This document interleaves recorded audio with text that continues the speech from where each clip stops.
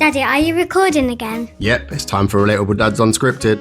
Oh, okay. I hope they enjoyed this episode. Like, And for people out there who don't know what vasectomy is, basically when a man chops off his testicles so he can't have children.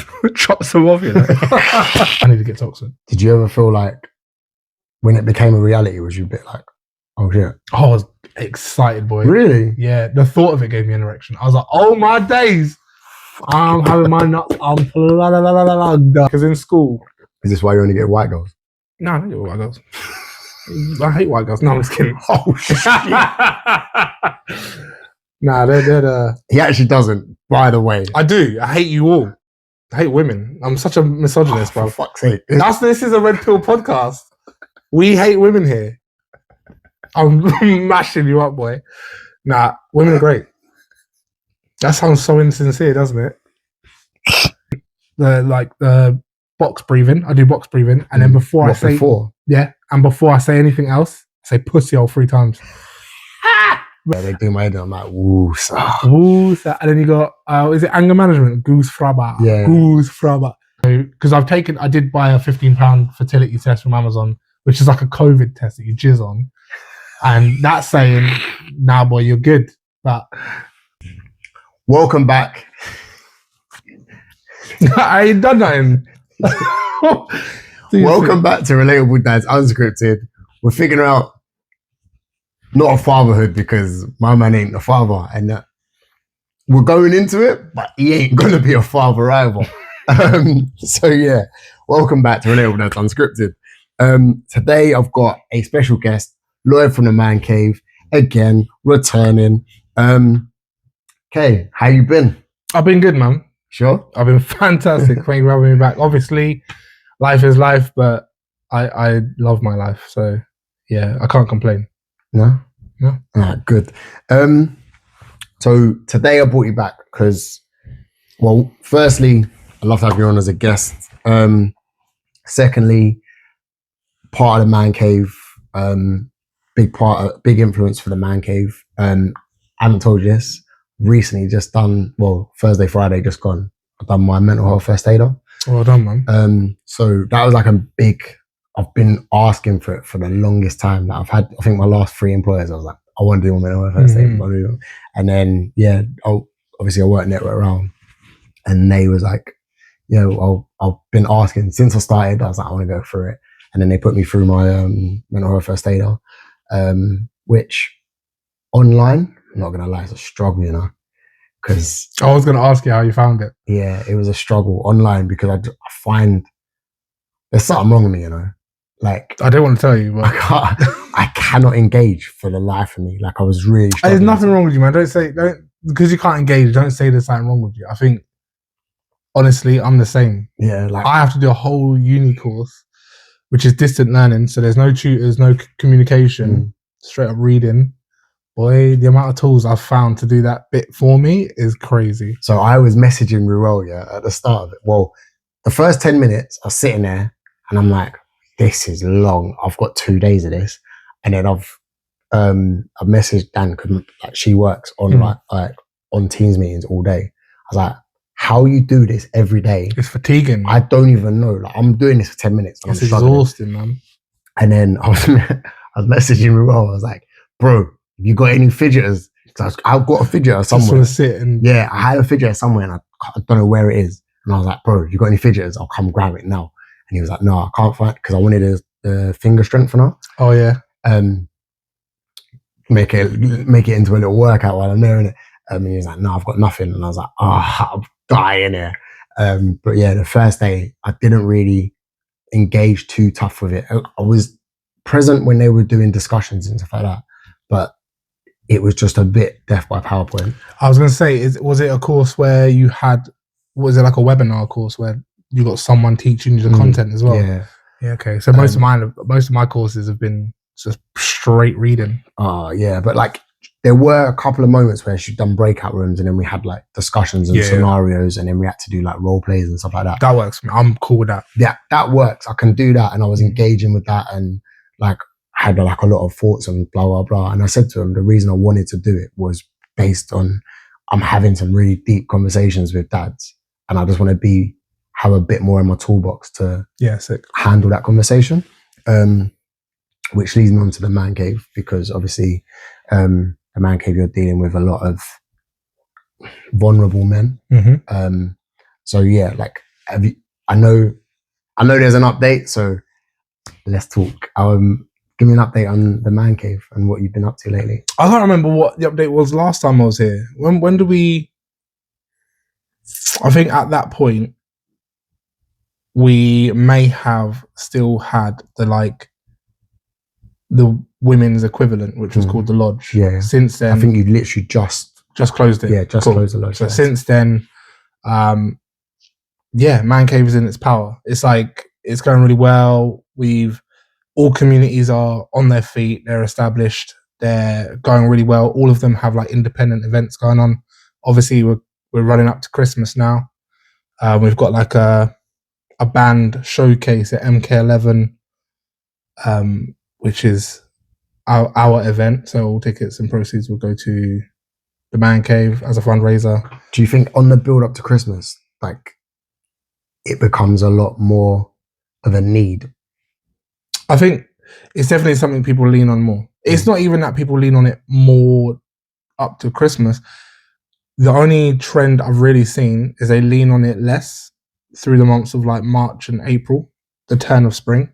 Okay. And then they lean on it less again during summer. But it also coincides with like the school holidays and stuff. So usually it's just a lot of men who are just attending to their families and that. I think for me personally, I've always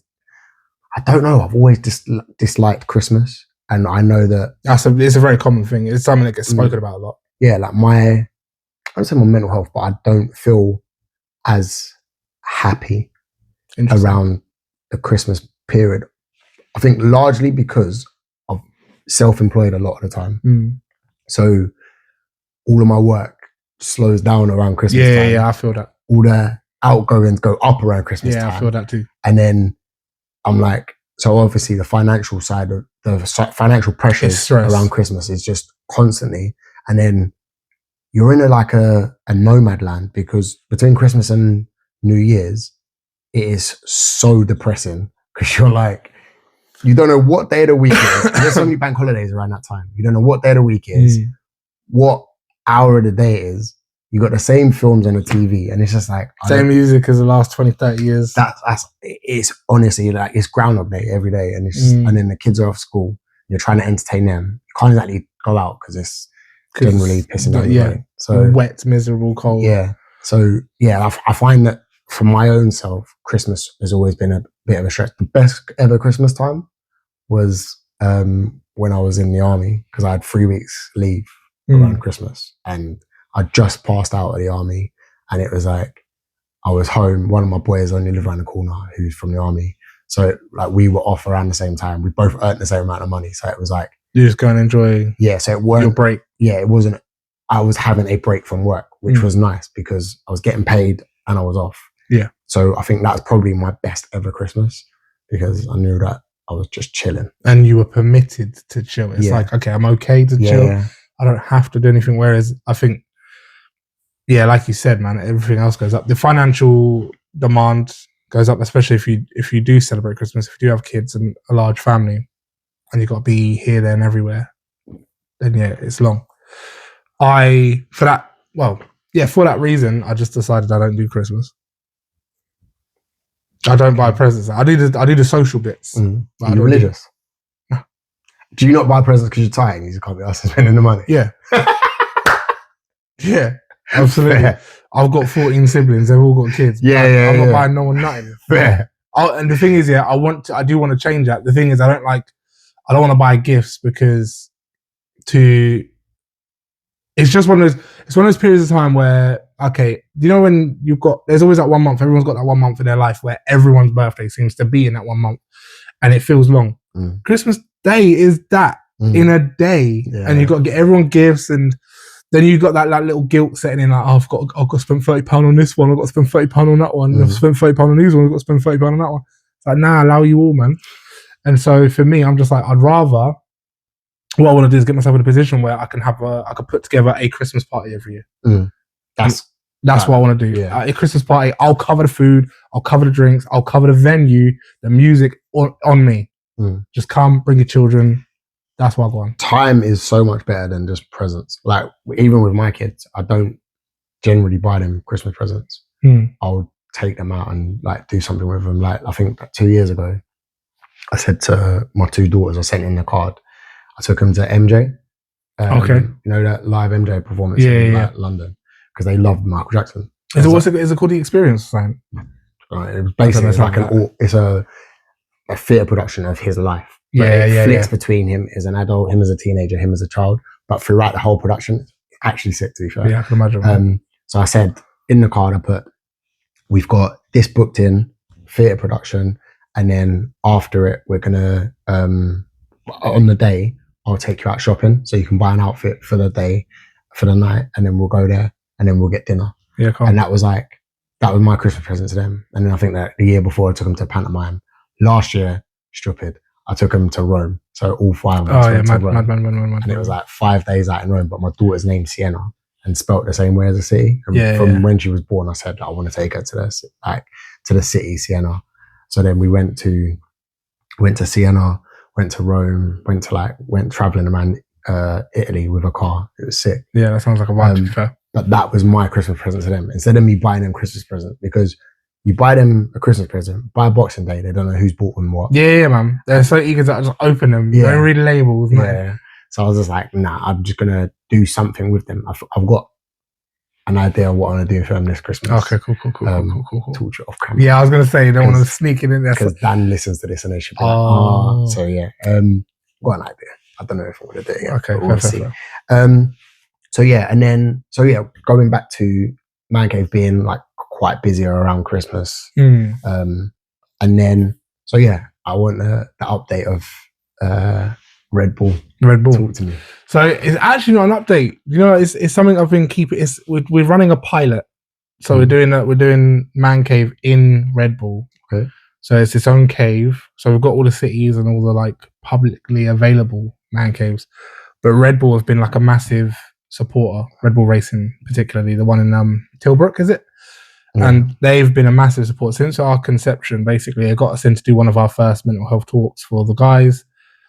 They gave us a tour. We connected. Like, there's a woman there called Claire. She's been like constantly supporting us. So she's brought us in for Christmas fairs before. She's brought us in for like talks, webinars. But then earlier this year, like during summer, she was like, let's try a man cave, like a one-off. And I've always been like, nah, I don't want to. The whole thing was because part of the work, as a therapist, part of the work is you got to bring yourself to the work. Like the work can't just fall in your lap. You can't just like, oh, it's here, it's convenient, let me do it. Because that's not how changes happen. But I mean, it's still going to be you making an effort to be in the meeting ultimately. So we were like, yeah, cool, let's give it a go. So me and a couple of the leaders, because I thought it'd be a treat for them. A lot of them are into Formula One. They're like, so when you go in, you're in the trophy room first. Oh, sick. So you go get your signing part and you just got wall-to-wall trophies from floor to ceiling. Trophy. Are you a big F1 fan? Nah, I couldn't care. Oh, okay, so you're saying that on camera. Yeah, so me not care. Fair. Me not care. I care about men's mental health, yeah? Yeah. And if these engineers are getting stressed, then I'm there. Don't show me your car, show me your people. All right, cool. Yeah? Got you. So we go there and enough people turned up. So I've got a picture somewhere of that first meeting and it was like me, a couple of the guys, and it was a good turnout. So I remember when you was in talks about it and you was like, I've got this exciting thing going on for Red Bull, and then yeah, I'm glad it's come through for you, man. Well, I've got more with Red Bull, but that's more personal. So I'll leave that as it is because that's still not unfolded yet. But yeah, watch this space, this guy. I'm doing bits. You understand? So yeah, that's gone. This is the 3rd month, and because it's build season, obviously the guys are more stressed. The guys are more busy. Ultimately, they haven't got that much time. But yeah, it's been. I don't know if I could say it was successful. I don't think it's been running long enough. Okay. One thing me and the guys discussed is actually that. Is it just a one-off meeting, or? No, this is so the one you just see posted was Yeah. the third one. Oh, okay. Third one, it was like one a month. Okay. Do you reckon the frequency will go up, or is it just going to stick at one a month? I don't know if it needs to go up. I'm trying to figure out, because there's a couple of challenges that I want to iron out. Because one thing I want to do is I want to roll that out now to other companies. I want to be able to provide other spaces which are predominantly men. I want to give them that as like another work benefit or holistic benefit where they can actually, got an hour, I'm about to finish, let me jump into the man cave, offload my stuff, get ready for home. Because it's kind of like, there's that whole attitude, oh, don't bring life into work. It's like work is life. And well, life is yeah, work. what are you chatting about, man? I've got one body, one mind, one experience. It's all the same. Just because it's inconvenient to you that like I've got shit going on at home, I'm not gonna let me just forget my partner might be like dying of cancer, or that actually my children are in hospital, or that I'm financially mash up. Here's my place of work. They're responsible for me financially. It's like, you want me to forget all this because it's convenient for you? Yeah. Shut up. What are you talking about? So it's nice to see places like Red Bull. All my days, man. Like other things that Red Bull have even allowed me to do is like, so Jo Mahler was a guest speaker there. Okay. And because I'm now in like close connections with the people who run the employee experiences and stuff, they invite me to these kind of things as a VIP. Like, come see what we're up to. Here's how we're supporting them. We would like you to be here because just remember the plus ones, innit? Well, this is what's up. They're like, you know what? Can't bring nobody. So it was Jo Mahler last time, and then before that, there was a gentleman called Josh Connolly, who's an influencer. He's okay, and yeah, it's just they make an effort to try and connect me with these individuals because they're also in the same space. So it's just nice that I get to have conversations with people who are doing it different, or like Josh Connolly has a men's group in London called, I think it's called Uncommon Man. And it's like it's every first Tuesday of the month or first Thursday of the month. I think it's Uncommon Man. But I need to go down to London and check that out because I want to see the format.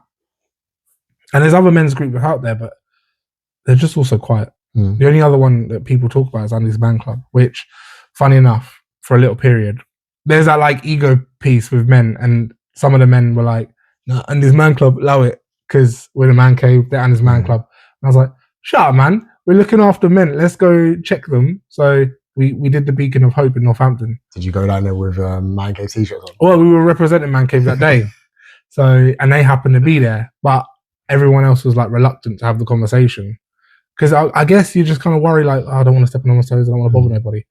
But I was just out there like a bit of like an ignorant kid. Like I didn't know I might have been, I was like Sheldon from Big Bang Theory. Like, I got no filter. I'm just saying whatever. If it upsets you, it's on you to let me know. Yeah. Which is a risky way to live. But yeah, I was having a chat with Andy's Man Club gents, and I started wearing their wristbands and that.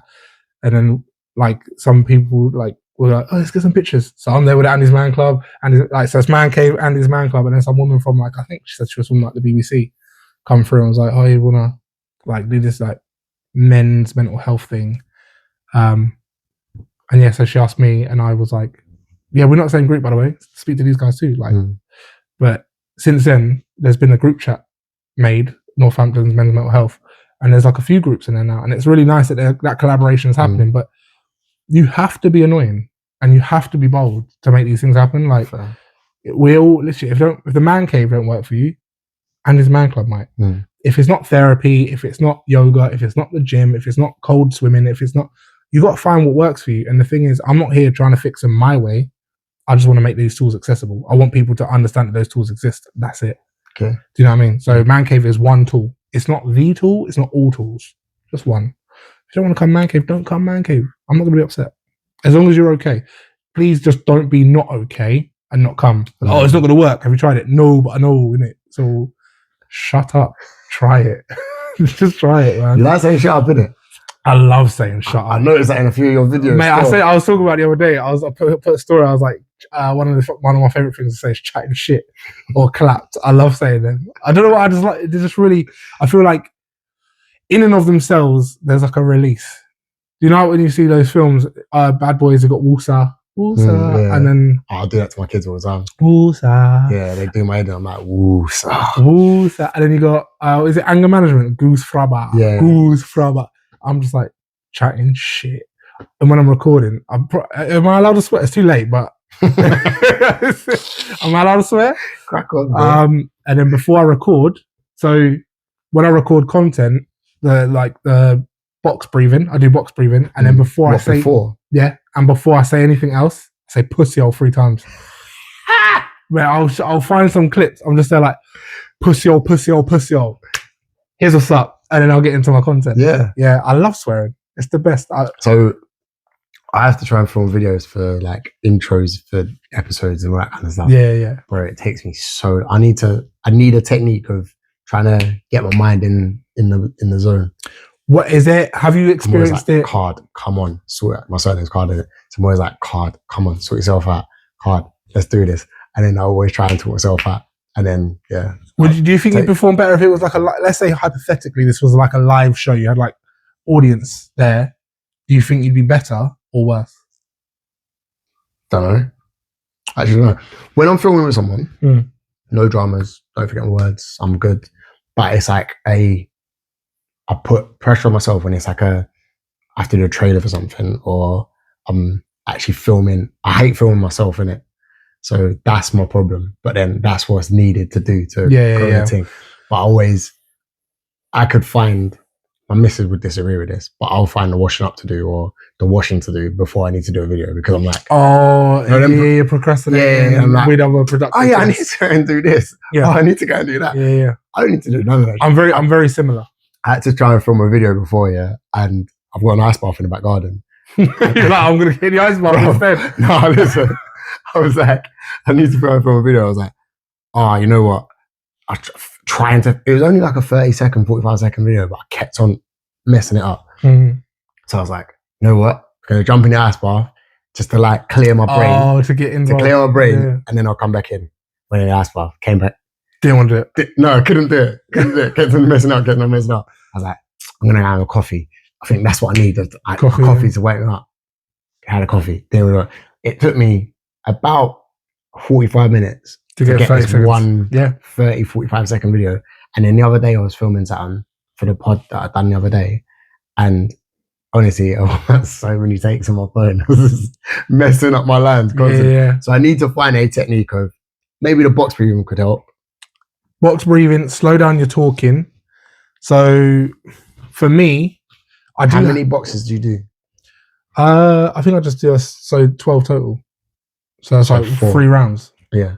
3 rounds. So in, hold, out. Yeah, I mean, that's it. And then sometimes some people don't know what box breathing is. So box breathing essentially is steady breaths.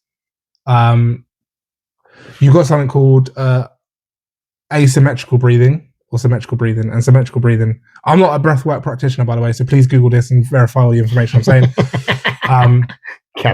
Yeah. But what I do is I breathe in for 4 seconds, hold for 4 seconds, exhale for 4 seconds, hold for 4 seconds. And then I repeat that. And you can get some real cool like videos. There's apps like Calm and Mindfully or something like that, which basically have like visual aids. So they actually got a box and it's like got maybe like a character or indicator just going along. So you know, okay, it gets to that corner, start the next part of the process. But that's box breathing. And that basically calms you down. The same way when you panic, you hyperventilate. Your breathing like speeds up. And you can basically take that and turn it into a formula and reverse it. So rather than, and this is exactly what they do when you're hyperventilating, they try to get you to breathe slow and calm down. And it's because it tells your body that it's safe now. And basically box breathing does the exact same thing. If you breathe in a nice, like measured way, then you're going to be nice and measured. You know what I mean? I actually get my kids to do it because my older one, she gets all like panicky and stuff. So I'm just like, I just put my hand on her chest and like, look, breathe. Put hands, just push her out the window, bro. Yeah. Sometimes I feel like, no, mate, I'm joking. It's on record. Dads Unscripted. They're just banner. That's just jokes. It's just jokes. Yeah. So one of my processes when recording is to pretend the camera is someone I want to share the particular message with. Okay. So like because all my content is like, it's like pep talky. And so if I'm trying to tell someone to stop being a dickhead and texting their ex, I'll be like, okay, I've got this one friend in mind, I really want to hear this. That's who the camera is right now. And I'm like, listen, pussyclot, this is what you need to do. And that helps a lot because it now feels like a video message to somebody. And you're a lot more, and if that person's someone you care about, you feel a lot more soft and you can show up a lot more authentically. See, I can do videos to my friends chatting shit to them about football. Yep. That I can do easily. Yep. All you United fans can vouch for that. But I can do that free will, easy, no problem, no dramas. But yeah, I think it's because I know that it's going out to a more public forum. I'm just like, I then think that person's watching, that person's watching. I know I need to think, I don't care who's watching. No, you don't even need to think that because you should care who's watching. I think that's an important thing. And also you need to recognize that these flubs and like mistakes that you make, they're going to happen. Brother, there's actors out, there's bloopers exist. You know what I mean? You can go on YouTube and be like, blooper. These are professional people who get paid way too much for what they do. And they mash up their thing. Huh? I disagree with that. Well, I don't care what you think. Wow. Therapist as well, yeah? I disagree. You disagree with what? That people should be getting paid millions. Yeah, 100%. I think what they should get paid. I have this argument with people all the time. So when people say footballers get paid too much money, when your ass was 4 years old, yeah, and you had a choice. Just my ass. Yeah, go on.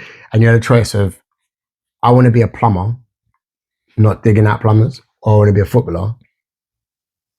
If you chose footballer and you've worked your nuts off to become a footballer, and it's only the top echelon of the sport that get paid the absolute cream of the crop. So if you worked your nuts off to become the cream of the crop of a particular sport, you deserve to get paid. And then, so when you... Well, £250,000 a month. Someone earning more than that to pay you that money. Yeah, like FIFA, nah? Like whoever owns a club with that. Yeah, but the thing is, it's not that you get paid too much. It's an entertainment. See, this I get. This is fine. It's an entertainment. So there's billions of people around the world tuning in to watch that. I feel it. So I feel it. Like, I don't understand when people... Tom Cruise... Give him tickets, man. Tom Cruise was like... He gets paid bread to do films. But he also doesn't he like direct and write as well? Like, but no one's moaning about that. I'm moaning about it. I'd literally just said actors get paid too much. I don't think they do. I think you choose your trade, innit? Here's my reason why I think I get paid too much. I hate arguing with you. Okay, listen, we're not arguing. I'm just saying the point. There are systems, and if they earned that money, let's say they made the movie like box office XYZ, and they've got like which some people do. Some people in their negotiation terms they'll agree, I want a cut of the profits. I think that's where an actor's they should get like a base, a very sick base. Like, okay, one movie. If you're recording for 3 years, then of course you should get like 3 years worth of the equivalent salary. Fantastic. That's 3 years worth of work. And especially if other things have got to go into it. Like you've got to train, you've got to, I don't know, pretend to be a butcher because of method acting or whatever you need to do. Cool. Hard actor. Whatever, blood. That's not even acting. You're just doing the job. So yeah, if you have to do all that, cool. I'm not even saying like don't pay them or pay them rubbish. I'm saying some people they get crazy amounts of money. And I think it should come from a different metric. But it is what it is. There's an actor who's an extra in EastEnders. He gets paid £250 to be on set for the day. And you've got an actor, we'll use Idris Elba, who gets paid... Mil for a movie. Probably a couple more. Yeah. But like he gets paid like 3 or 4 mil for a movie. The reason there's such a disparity is because... That pull was coming from him. Pardon? That like box office pull is coming from him. Yeah. And then the extra doesn't bring a pull because he's an extra. So he might have a good Instagram or something. But they are both actors. Yeah. So that's my point. Like he's in the top echelon of his sport, of his job, as he's in the bottom lower of his job. So it is what it is, isn't it? Do you know what? If he becomes the best, I agree. If he becomes the best actor, he's going to get paid the same amount as Idris Elba. Maybe not the same. Because it's always subjective, isn't it? So it's like, it depends on what he wants. He could want something else. But yeah, it's not to say it's unreasonable. like in that regard, I think then everyone else should get paid more. But then there's millions of actors out there. No, I don't mean actors. I mean everyone. Oh, Everyone should get paid more. I feel like. I think politicians should get paid less. Listen, let's not get into that one. Because let's not get into that one. But then choose your trade, innit? Choose your trade or don't. Or Just don't. be a bum. Just be a bum. Mate, so easy to. All right, so now we're going on to the point of why I wanted to get you on here today. Okay. I see you just grabbing your thing as No, well. I wasn't. I was itching my inner thigh. Inner thigh. I've got an itchy inner thigh. All right, so. Hi. The vasectomy decision. Yeah, mate. The no kids edition. Yeah, mate. All right. One of my comments here is, bro, you've got no kids. Oh, great. So why a vasectomy? Because I have no kids. Okay. Yeah. I don't want kids. That's the best time to get a vasectomy when you don't want kids. Is before you have kids. But you don't. All right, cool. So you don't like wait like until you mash yourself up to start protecting yourself. You have to. I don't want to get mashed up, so I'm going to start protecting myself. Why do you think it's mashing up though? No, that's the analogy. But I do think kids are mashing me up. But why? Because it's not what I want. But why? All right. So why did you feel so strongly you didn't want kids that you went and had a vasectomy? Do you know what? So if I'm being like thorough. And for people out there who don't know what vasectomy is, basically when a man chops off his testicles so he can't have children. Chops them off, you know. Yeah, pretty much. Yeah. When you unplug your ball sack, basically. So I've got like a mine of gold now. I've got like some grills for my nutsack. It's like a. Yeah, man. Do you know like what are they called? Like sheer clothing where you can see straight through. Yeah. You know, you get those watches where you can see the mechanics in the background. I got that's my ball bag. Yeah. It's so sick. It's actually mad, and it's like a Tesla. When I'm making certain movements, it makes noises. Oh, I can't stand Teslas. Well, these are my balls. Yeah. All right, fair. My Tesla sat. So if I'm being honest, I've never ever really been bothered. I've been indifferent. It's not even that I don't even want kids. It's that I'm indifferent more so than anything else. Like I have kids. If I don't, I don't. But the point is, at the moment in time, I don't want kids. I can't see kids in my future. And I'm really happy with the way my life is now, which is child-free. So I don't see why it's a problem for me to commit to that way of living. Do you know what I mean? Like, it's not, I don't hate kids. Like I said, I'm one of 14. I got nieces and nephews coming out of any door frame you look at. Mate, I see mixed race children on the street. I'm like, I'm probably related to you. Like, you're probably my sister's or my brother's child.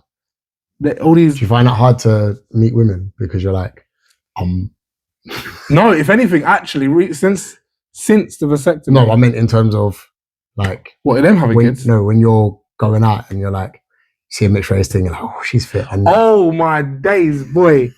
Back in school. Oh my God. This is some ancestry, bro. I was like, listen, I can't chat to women who are mixed race and don't know their dad. Because I'm like, if you don't know your dad, I do. My dad. We can't be together. And so, yeah, it was funny because in school. Is this why you only get white girls? No, I don't get white girls. I hate white girls. No, I'm just kidding. Oh, shit. Nah, they're He actually doesn't, by the way. I do. I hate you all. I hate women. I'm such a misogynist, bro. For fuck's sake. This is a Red Pill podcast. We hate women here. I'm mashing you up, boy. Nah, women are great. That sounds so insincere, doesn't it? He told me to say this. He didn't say shit. Oh my God, I'm getting cancelled before I even start. Yeah, man. Mr. Aaron Card. That's put my name out there like that. Your government, yeah? I was reading your cup, bruv. It's on the screen. What? Your cup. Oh yeah, shit. But yeah, no. Back to the point. I love women. My mum's white. So, yeah. Back in school, yeah, it was a problem. My mum's white. It's like, I can't hate black people. I've got black friends or colour TV or whatever they used to say, innit? Oh, mate. Go on. Oh, yeah. Back in school it was a problem, but nowadays it's fine. Like, it's not we tracked all of us down. We know who we are. I know who's my sibling and who's not. I know who might be but that's fine. As far as I'm concerned, they're related. We stay away from them. Fair. But also, there's 9 billion people on this planet, and so my options are vast. Straight Asians. Well, yeah, straight, and sometimes Asian. Yeah. No, I meant like just targeting them ones so you don't. There's no cross. Oh, to avoid it. Yeah. Nah, man. Just whoever's about it. Fair. You can get it. You can get it. Okay. Yeah. So I was always like, well, I remember you talking to me about it, getting vasectomy, and I was like, why? Like, I don't get it, because obviously people are very different. And for me, it was a big passion of mine to be a father, and then you're like completely the reverse of like. Yeah, you know what? It's not even it's not even a passion of mine to not be a father. I don't want to be a father. I don't want to be a father. Same way I don't want to be a baker. Like I'm not gonna make the efforts to become a baker when I don't want to be a baker. So I'm not gonna make the efforts to become a father when I don't want to be a father. In fact, if there's an option to prevent that, because unlike a baker, you don't have to make a massive effort to become a father. You just have to, if anything, you have to make a little less effort. You don't just wear no protection when you're inside somebody, and don't remove yourself when the crescendo happens. And that's it. Doesn't take much. So I was like, you know what? I'd rather enjoy those things without that potentiality. Did you ever have any pregnancy scares? I've had, in my whole life, I think I've had 2. Which was they got pregnant, or was like They got pregnant. an abortion? Yes. Okay, cool. Yes. How did you feel when they were? Was you like, shit? Like, do you know what? Actually, funny enough, you say that. Surprisingly, I was cool with it. Yeah. Like it didn't panic me, but I think more so that was because the people who I was more concerned about how they felt about it. Okay. Not like, how old was you at the time? 16 and 27, 28. Okay. Maybe. I don't know. Can't remember. Fair. But like back end of 20 and like 16. So how did you feel when they terminated? Was you like disappointed? Was you gutted? Was you like no, again, I was happy? I was concerned for them. Okay. I know termination is not a fun thing to go through. And I felt more than anything guilty, because I didn't ask of it either. Like both individuals came to that conclusion on their own. Okay.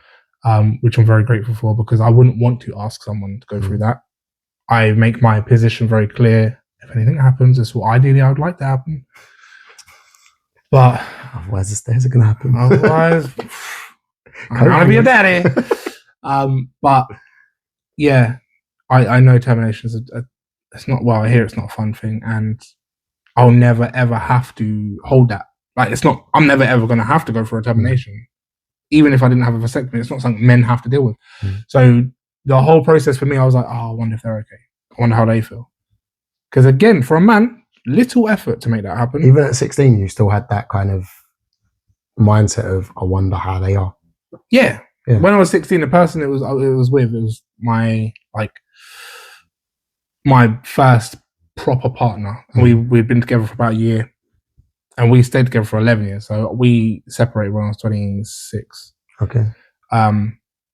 And as soon as we found out, I told my mum. I was like, Mum, this is what I want. Mum was like, okay, cool. What are you guys doing? I was like, Mum, I'm 16. What are you doing? Shut up. And then she managed to tell one of her parents. And yeah, we went from there. But both of us were like, yeah, we're far too young for this. That's madness.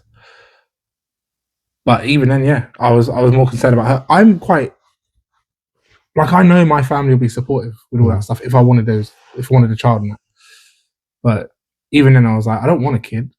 And the way I've always understood people having kids is, and this is my ignorance and my naivety in life, I thought no one wants kids. No one wants kids. No one wants a child. They just happen. Okay. So I was so baffled when everyone was like, why don't you want kids? I was like, you do?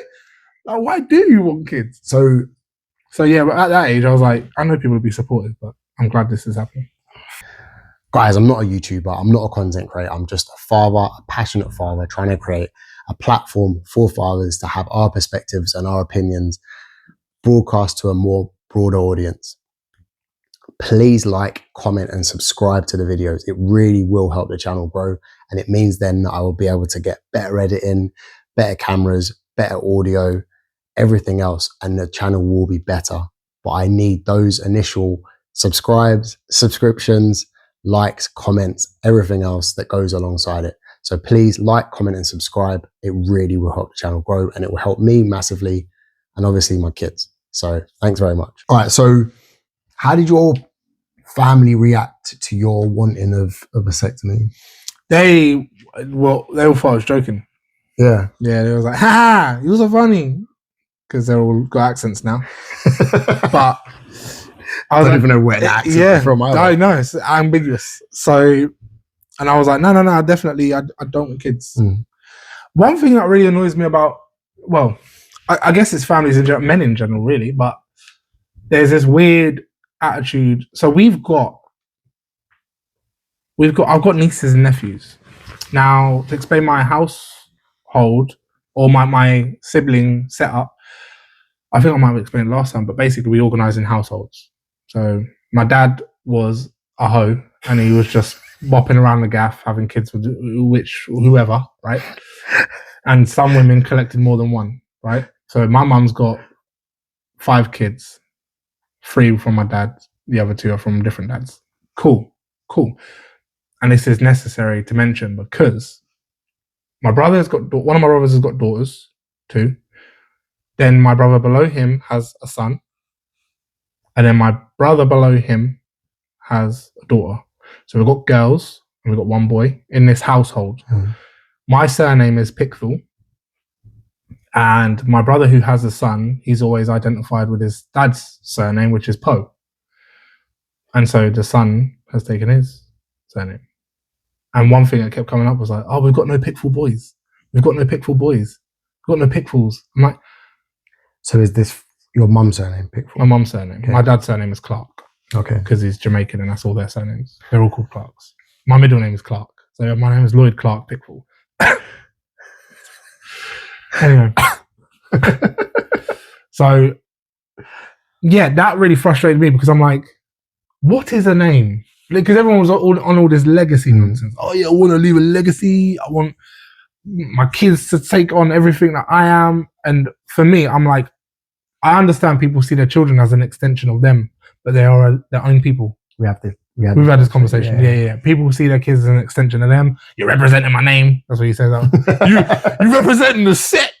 So it's like, for me, not that it matters because I'm not going to have kids, but I've always thought, surely you just want your kids to feel like free enough to express themselves authentically. Whoever they are, figure it out, show up. That's what I want. But when you put these parameters around them, there's going to be a massive point of them trying to appease their parents. There's so many people out here who a lot of what they do is solely to appease their parents. I do this because I want my dad to say he's proud of me. I do this because my mama never did this. I do this because I was always told XYZ. And this whole legacy thing, I think weirdly, it's like, it's just nonsense. You do have a boy in the family. He is our blood. He might not be a Pickthall, but he is already making us proud. Imagine how he would feel, be like, oh, well, I'm not enough because my surname is not Pickthall. Like, funny you say that because my nan, so I've got my mum's surname, and my nan has always like, you should double barrel your surname. You should double barrel your surname. She always said it from when I was young, you should double barrel your surname. And I'm like, and then it used to get to me because I was always like, what you just said, I'm not enough. Like, I didn't feel like I was a part of the family because my surname was my mum's surname. And then as like me and my dad were having this like conversation where it got all fucking emotional and that. And I was like, I was considering doing like the hyphenation. Double barreling my surname, or like, and he was like, to be honest, that's gonna be a lot of effort for you because you have to change all your banks and blah blah blah. Like, I know you're my son. I love you as my son. That's what's blah, blah, blah. So I was like, All right, cool. But it was my nan, and then my nan got me a ring, because my initials are AC. She got me a ring with CA as the thing, but my third surname's Angel in it. So she'd done the initials the wrong way round on the ring, and I was like, showed it to my mum. My mum was like, but yeah, the feeling of not feeling enough is like very, and that derives from like family politics. It's just weird. It's just like, and so yeah, the family politics. It's enough to construe your relationships, and you don't want politics and stuff like that to have that effect on your love for your nan or your love for your mum, or feeling enough within your family context. Like, bro, okay, let's say we didn't have boys. Does that mean the girls are not valid? Like, that proper jars me. I'm like, bro. So my niece is looking at universities now. The boy in the family, he's not had it easy. His like living situation has been challenging, and for the situation he's been in, for who he's showing up as, he's a sick guy, and I love him so much. He's 16, okay, and his life is still challenging, but he's a smart kid. He's doing his bit. I have no doubt he's gonna like do whatever he wants. Right? It's not the traditional academic route. He was shit at school, so was I. It is what it is. My niece, on the other hand, genius, bro. Like, she's so smart, and she's looking at universities, one of which is Cambridge, that she could potentially realistically get into, and not even like by the skin of her teeth, like quite comfortably. Let's say we didn't have boys, and someone's like, "Oh, we need boys because we need a pitfall." What are you talking about? This is our family. We should be proud of the members that it consists of. Women, men, it doesn't matter. The family is the family. Like, if we had a family tree, we're all on it. We're all there. Who cares what the names are? Yeah. But it's that branding. It's branding. And it's like, you don't need the last name to be valid. Like, if someone wants to change their last name because they want to change their last name, because they think another name sounds cooler, do your thing. Would you change your surname? Yeah, I would change my whole name. So what? I don't know, Mumba Clark Johnson, man. Like, anything. Like, I never used. I never liked the name. I was having this conversation with someone not earlier, but like last week. I'm not silly, so I'm an atheist, right? So I've never really had the perspective of biblical figures as being historical. They've always been mythological to me. And I didn't realize there was one name I really liked. Go on. And I loved it. Go on. But my friends were religious and they cussed me out, sound rotten, and they're like, you can't do that. I liked the name Lucifer. I knew it. I love the name Lucifer, and I wanted to change my name to Lucifer. I didn't do that, obviously. You should. That's what you want to do. That's what I wanted to do when I was 16. But now, one name I would use, very simple. Hello, what was that? Is Soul. Okay. SOL. And the reason I like Soul. The sun. My friend's son called Soul. I love Soul. So I was like, okay, maybe Solomon, right? But I was like, Soul's fine. I like Soul because of the sun. I like the sun because of gold. I like gold because it's like indestructible and it's from outer space, and like I just love gold. And I used to have a weird relationship with gold when I was young. I used to always frame myself in silver. And then when I realized how good gold looks on my complexion, I was like, yeah, gold, bro. It's a lot more sunny. Yeah, I mean, it's warm. It's valuable. So you're going to be called Soul now? No, I'm just going to be called Lloyd. Oh, okay. I thought this is your coming out. No, I like the name Soul. I like the name Soul. I like gold, and I like the name Lucifer. But should be called like Lucifer Soul. I play RPGs, innit? I play like games where you role play as weird shit. So I like play Baldur's Gate. You can role play as a creature called a tiefling. Do you? It's like a little demon. Do you? I call him Soul Lucifer Morningstar. Do you have a alter ego name when you're out? No. I show up. Okay. I'm Lloyd. The only thing I'll be called other than Lloyd is L or LP. Okay. Yeah. Moving on. Yeah, moving on. Okay, so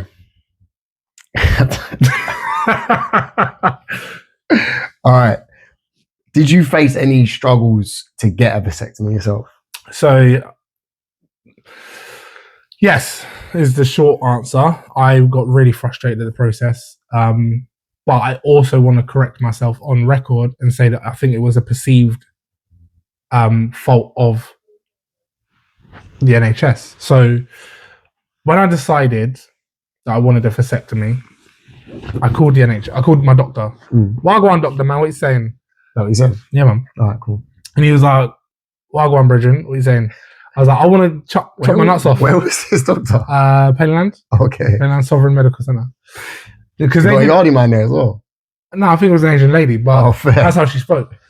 And they didn't want me to. Well, it was not long after COVID, and they were still kind of discerning who needs to come in, who's good with a phone call, and it was a paramedic. I think that's what it was, as a paramedic.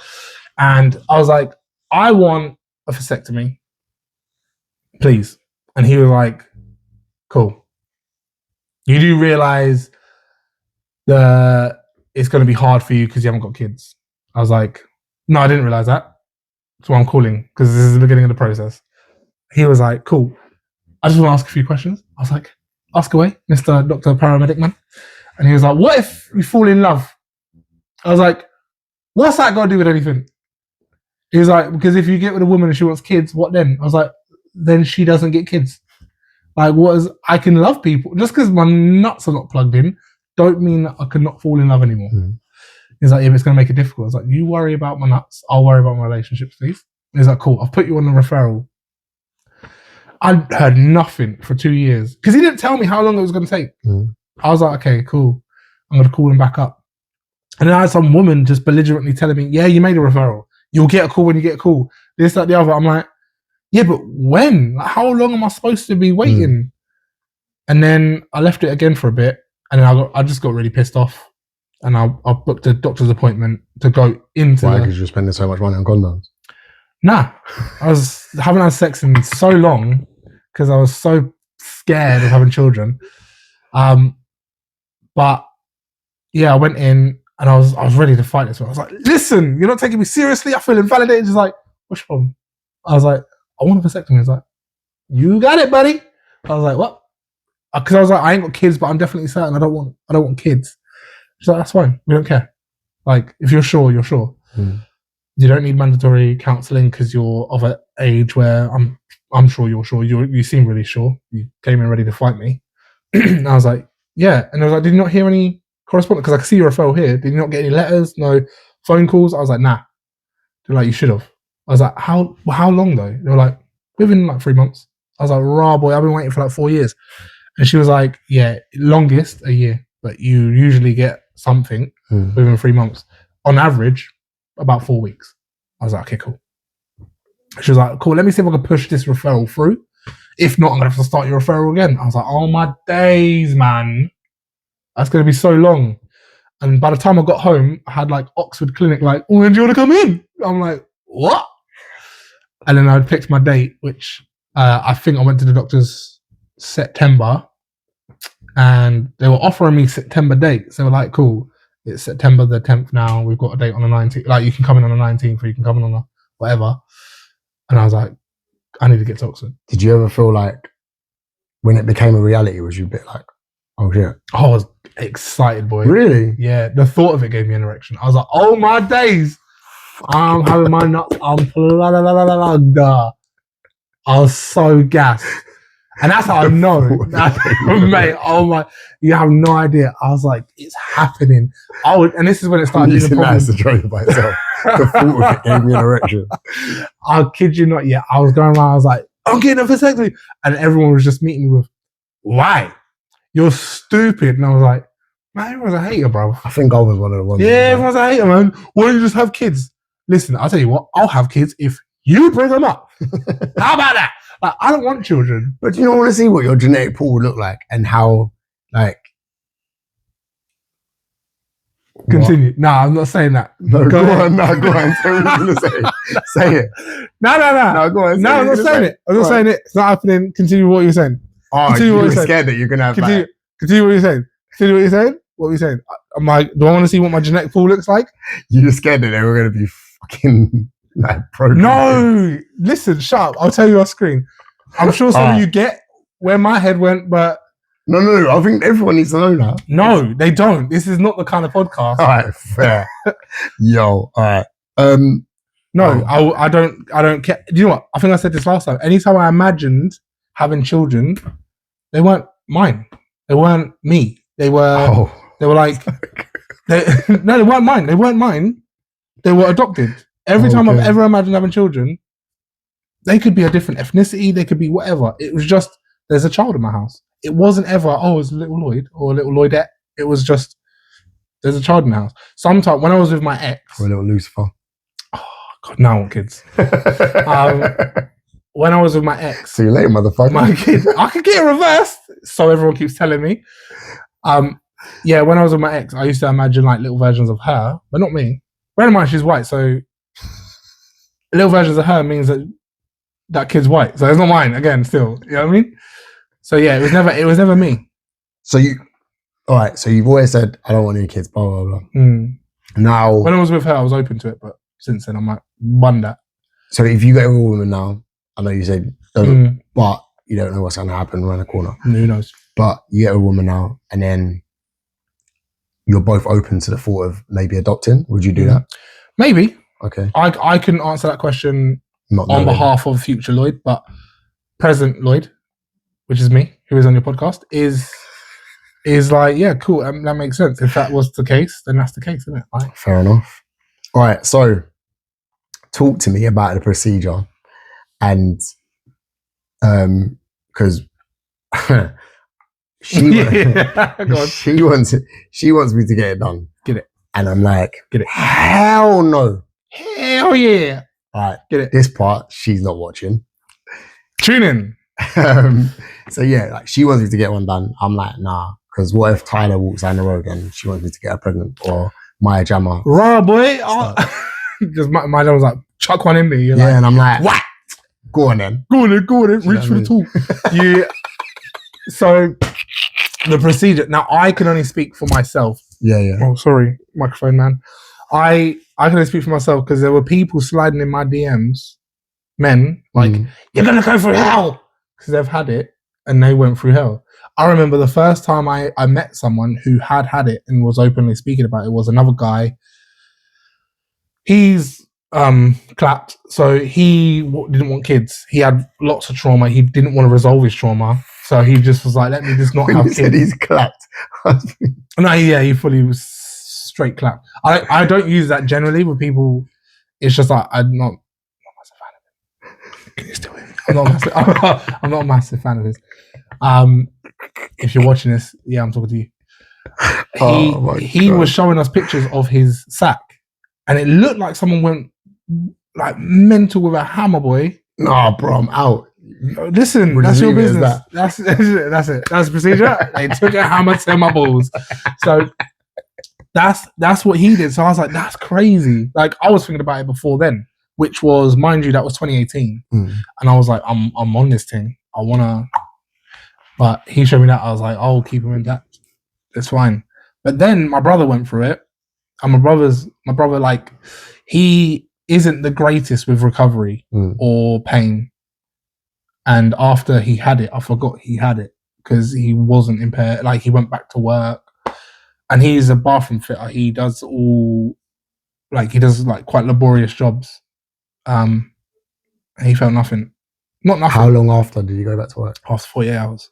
Raw. Serious? Yeah, which a lot of men have told me now. So, like, weirdly, and this is it, it's always the greasy wheel that gets the grease. That greasy wheel that gets the grease? It's the squeaky wheel that gets the grease. It's always the one that makes the most noise, gets the attention, right? Yeah. And that's the thing. You don't hear about the ones who have had the procedure and it gone well. Because they ain't got nothing to say.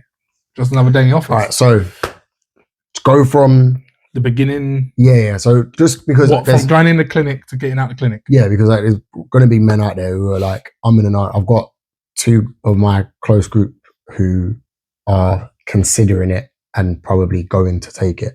So talk me through it. Like, you go in there. Cool. Once you've had the referral, they'll send you a list of places, and then from picking the place you want to go to, a list of dates. So I Oxford was the only place that come up for me. There used to be a clinic locally, but that's not there no more. So once I picked Oxford called me and was like, what dates? These dates. Once you've picked a date, you get another call, which is a consultation call. That consultation call will walk you through everything you need to expect. Bring tight underwear. Wash your nuts with Octavan, which is like a non-scented antibacterial genitalia wash. Think of it as permanent because reversal is not guaranteed. Cool. Do you have this allergy, that allergy? Okay, don't bust nuts for X amount of time, whatever. So you're not allowed to bust a nut beforehand? No comment. No, well, they didn't say that, but they were more talking to me about what to expect from the recovery period. Because once you're snipped, which actually I'll get into it once we get to that point. So from that point, then you've got your date. So I don't know how, depending on how long your consultation is before your date. Because the thing is, are you allowed to bust before you go on them? Yeah. Okay. Yeah. You're not allowed to bust on them when you're there. Mind you, they didn't even say that. But I'm just assuming you can't just when you're in there. That's not cool. Like, even if last one. Yeah. That's what people. I'm not gonna be able to do it anymore. Like, you're fine, right? So you get in, and do you know what caught me the most off guard is there was and this is a madness for me, and this is terrible generally because I'm very progressive. I'm very open-minded. I saw a young black man, about 21, in the reception desk at the clinic. I was like, why did that throw me? Oh, I didn't know where he was going. Just that. This is what I mean. Just that. Okay. Why did that bother you? No, it didn't bother me. It just threw me. I was like, why did it throw you? Because I was expecting to see like a woman, someone who. You're such a generalist. Yeah, I know. I'm such a misogynist bastard, man. I need to go to therapy, bruv. I need to fix my ways. This patriarchy's got me fucked up, man. Yeah. Yeah, man. All right. Stop. So then you got the briefing. Yeah. So you get into the clinic, which is full of man, by the way. Yeah. Now I was the only one there. And then you go into the briefing room and they ask you if you've eaten because you're going to go under local anesthetic. For me, I said no. And they very, very kindly gave me biscuits. Like, they're so... That moment on, I was like, I'm going to like it here. I'm coming back next week. And he walked me through it. He was like, yeah, they tell you to think about it as permanent. I was like, yep. That makes me happy. He was like, you may, during the recovery process, feel lumps. And he said, what's this? What was it? My brother called them cum nuggets, which is, I think, a better name for them. But they're called sperm granuloma. And basically what happens is when you have your tubes chopped in half, sometimes you leak a little bit of sperm. And that sperm will have like a membrane around it. So you can feel it, but they just disappear. If they don't disappear, call your doctor. But yeah, you can apparently get some little lumps. I feel sick, you know. You asked me these questions. No, go on. So after that, he gives you the brief. He tells you to sign this, that be aware of this, make sure you wash X amount of times, don't sit in the bath and let it soak because that'll weaken the wound and then it's more prone to infection. Don't wash within the first 48 hours, I think it was. Like, don't have a crazy wash, like jump in the shower, keep your penis out the shower. Yeah, that's the brief. And then after that, and they ask you if you brought tight underwear, which I completely forgot. So then you go in. And then you lay flat. They're like, pull your boxes down to your knees. So you do, and you waddle to the table with your piece swinging everywhere. And you lay on the table all my days. So I'm on the table, the surgeon's here, and there's a woman here who I don't know what her purpose is. Just to see a piece. Well, the first thing she said was, is it cold in here? I was pissed off, bro. I was like, why you got to ask that right now? She's like, no, I've got goosebumps. I was like, well, yeah, that's a better effect. And then she was just asking me questions. And then my man's like, done. I'm like, what do you mean done? I've just laid down. He was like, he burns, they put this cream on, or like gel, cream sounds weird, gel.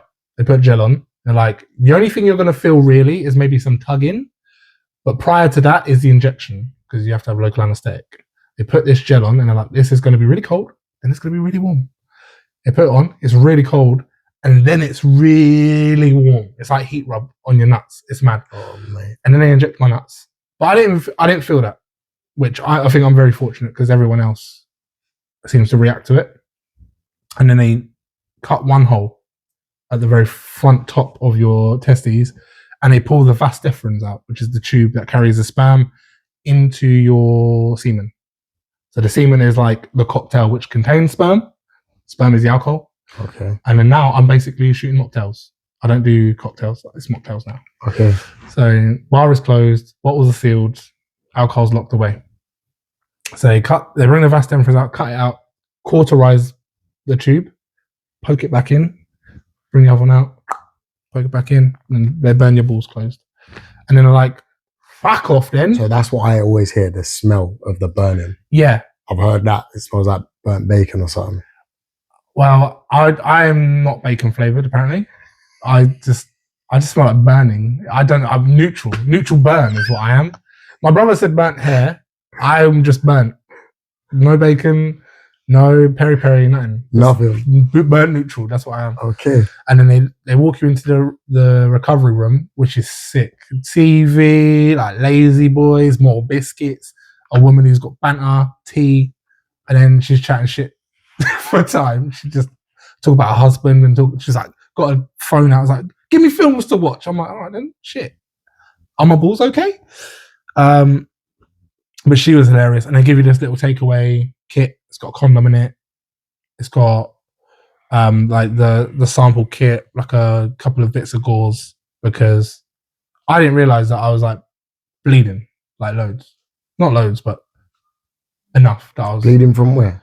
The surgery. Yeah, she was like, go check yourself, see if you're bleeding. If you're bleeding more than X amount, let me know and I'll have a look. And then yeah, I was like, oh shit, I am bleeding. But unfortunately, it was less than the required amount if I had to come see me.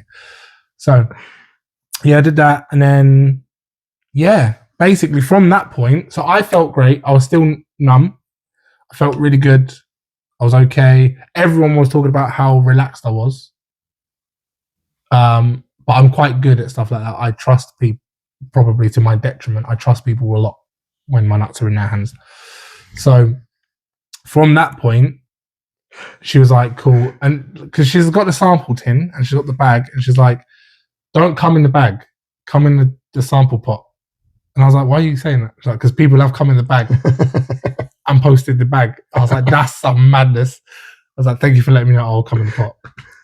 And then I have to post a sample on the 31st of January to make sure my ting dead. They prescribe you 25 to 30 ejaculations and come in the pot. You've done that in the first week. I did that in the first day, but I got home and I was like, I wonder if it still works. And then, yeah, the recovery was really easy. After 2 days, I started feeling comfortable going to bath. What it felt like was when I was walked about, there was a little bit of tension, a little bit of tugging. And the way I describe it is like if there was a small person in between my legs, just every now and then. Oh. And you know when you sit down too fast and sometimes you catch nuts? Yeah. Yeah. Unfortunately, for maybe 48 hours, it was like that, but when I'm standing up. So I'd sit down, I'd be okay. As when I sit up, it felt like I sat down too fast. In your pit, your stomach? In your stomach, yeah. Oh, so, but it's very subtle. So it's not enough to like double you over, but it's just uncomfortable, makes you a little bit nauseous. And my balls were a little bit swollen, but it's all right. I was just chilling in bed. So has life changed since you become SNP certified? Not really. No. No, like this is another thing that I was underwhelmed by. Was I thought I'd feel better about it. I thought I'd be happy about it. I'm happy that I've got something off my to-do list done. But until the 31st of January, I've still got that little bit of anxiety that if I was to be active, that something could happen. Don't they test it prior to the 31st of January? No. They literally, because they don't need to. I was thinking about this. I was like, actually, they don't need to test it multiple times. They just need to figure out when the optimum time to test it is. Because let's say I was infertile and then I went for a vasectomy, and then by the 31st, there's no measure. As far as they're concerned, I've done a job. Fair. You know what I mean? So it's just like, because I was like, why didn't they test me now? Like, because I could still have them, which means then I've got to go back and get another test, and that's a waste of their time. So they said the amount of ejaculations don't necessarily determine how clear you are, because sometimes with the way the tubes heal, sometimes as the tubes heal, they change shape, and sometimes there could be little pockets of sperm. Fair. So yeah. So apart from obviously the nurse calling your tool very small, Tiny, minuscule, I was upset. Apart from that, was there any other embarrassing moments? No, I'm never embarrassed when I'm naked. No, Nah, man. Fair enough. I love that shit. But I love that shit. It was very liberating, if anything. I am disappointed at how it still feels the same. Like, I still feel like the potential for me to have kids, like to the point where I gaslit myself into thinking they did fuck all. I was like, they ain't done shit. My shit is still intact. Is your go on? Don't want to be everyone asks crude. it. Everyone asks it. Does it look or feel any it's different? The same. Yeah. If anything, again, this is we're mature men.